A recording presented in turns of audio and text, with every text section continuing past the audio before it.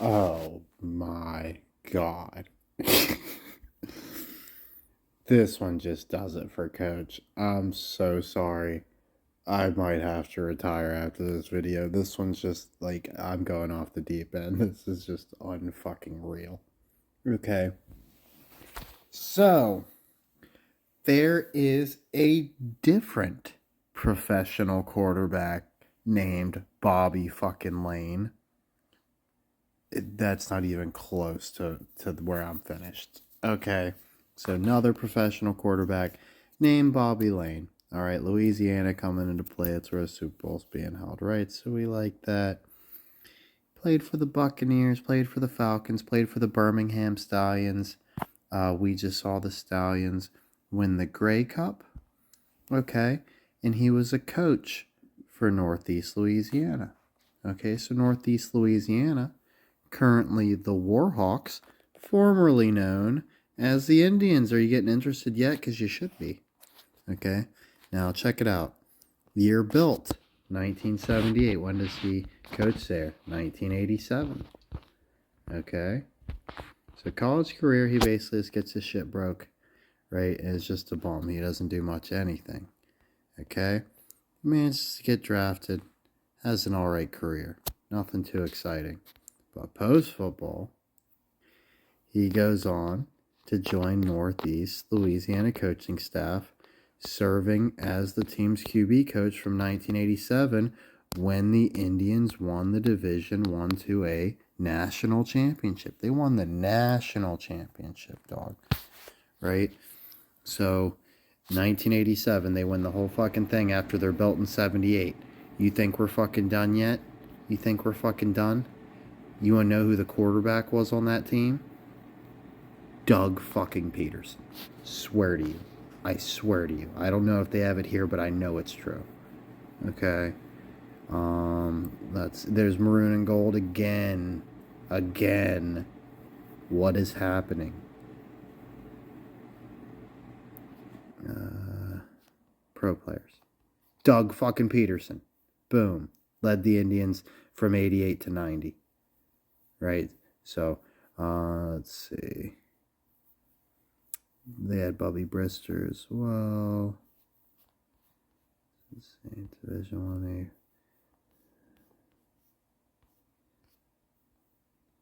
See, they had never even made the playoffs before then. They won the whole fucking thing. Beat Marshall, Northern Iowa, North Texas. Right, national championship, boom, green right there.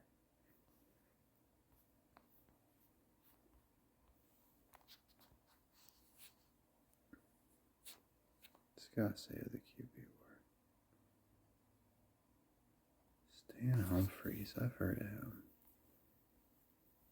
Okay, so Stan Humphries was so Peterson coached the year or was quarterback the year after. Okay, still it's still fucking amazing.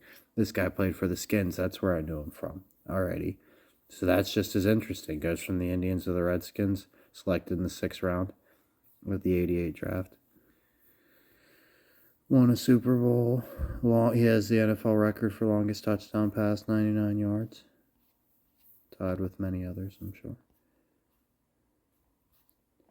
Let's see.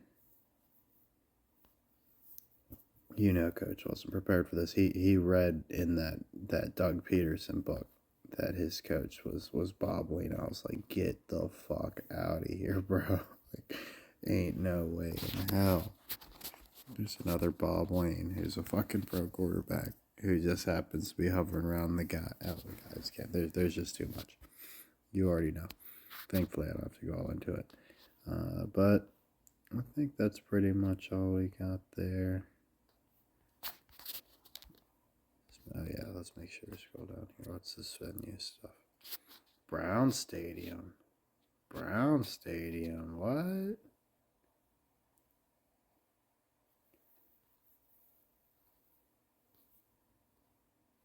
It's not going to tell us why it's called Brown.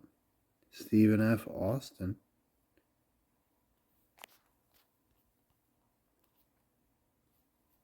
I thought for sure it tells us why it's called Brown. You know, what else they got? Anybody else I didn't notice? Browning. Smokey. Marty. I think I remember Marty Booker. Number 86.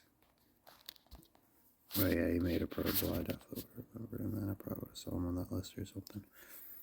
Let's see.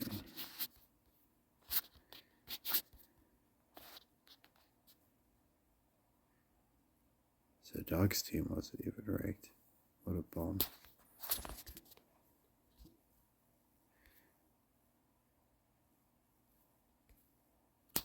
What? What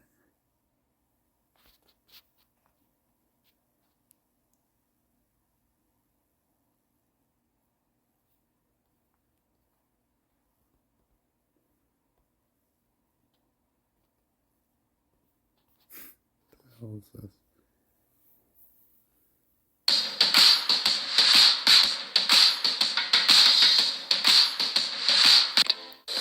Gridiron Tales, brought to you by Courtesy Automotive. 8 brands, 2 locations, I-20, exit 86 in Ruston. Right now, KNOE 8 Sports, named Best Sportscast by the Louisiana Association of Broadcasters 5 out of 6 years. Welcome to sports. On this Father's Day weekend, we have a special treat for you. A father-son duo that can beat you on the field and on the lake. In this Gridiron Tale, Bob and Robert Lane on faith, family, and football. Boy, they spooky today. You know, Robert and I have been doing this since he was old enough to go and bait a hook. A father-son duo that casts a large shadow. He does have some experience on the fishing and hunting on me, so I'm just trying to catch up. How about that one? What's the score now? 1-0. See, Aaron, part of the reason why he's better at it's like a computer game, and I didn't grow up with all these handheld computer games and all that. He still got an iPhone 3. An old rusty projector is all Bob Lane needs. Charlie Brown was just a godsend. I mean, there's not enough words that could explain. In the early 70s, it'd be hard to find a more versatile player than Bob Lane. He intercepted 18 passes in 19 games for Neville, and under center, led the Tigers to a 25-4 record in 2 seasons. They didn't have any numbers because they played in such a time where they barely had any film. So what he's saying, he could have been making up. The good-natured jabbing continues as Bob answers. Caught one on supper. LSU reeled Bob in. However, 3 knee surgeries and a coaching change had Bob on the fast lane out of Baton Rouge. He landed at NLU for his senior season and caught the eye of NFL scouts. After stops at Tampa Bay and Atlanta, Bob found a home in the blossoming USFL. In 1983, he was Birmingham's MVP. I remember watching the old VHS tapes of the Birmingham Stallions, and we'd plug those in from time to time. As Bob's career winded down, his afternoons on the lake with his son increased. You know, we kind of joke football and baseball for you know, the lifetime that Robert and I've had. That's just something we did in between hunting and fishing trips. Bob was a big fish in Louisiana's football pond, but Robert says he never felt pressured to follow in his wake. Honestly, I didn't, but I think it was because of, you know, the guidance I got from him. It never was a big deal at our house. The low-key approach worked. Like his father, Robert developed into the top-ranked player in Louisiana. He'll score.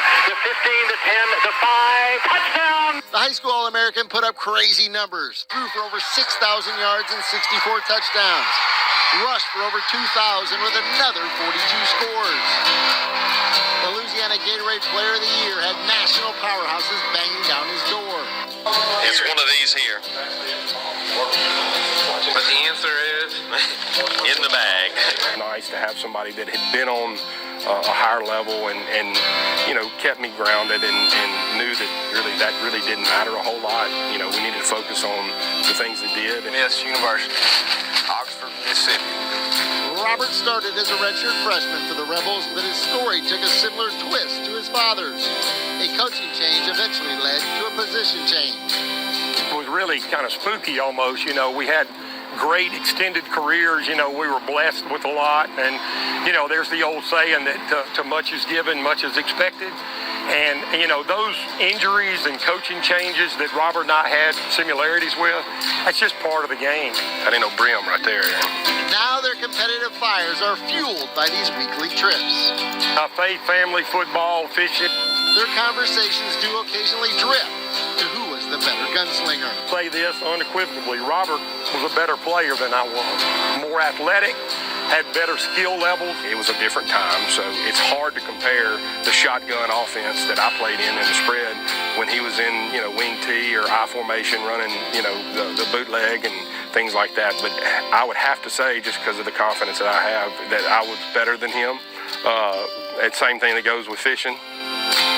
Two careers that featured some choppy waters, but eventually led to calm and reflective days on the lake.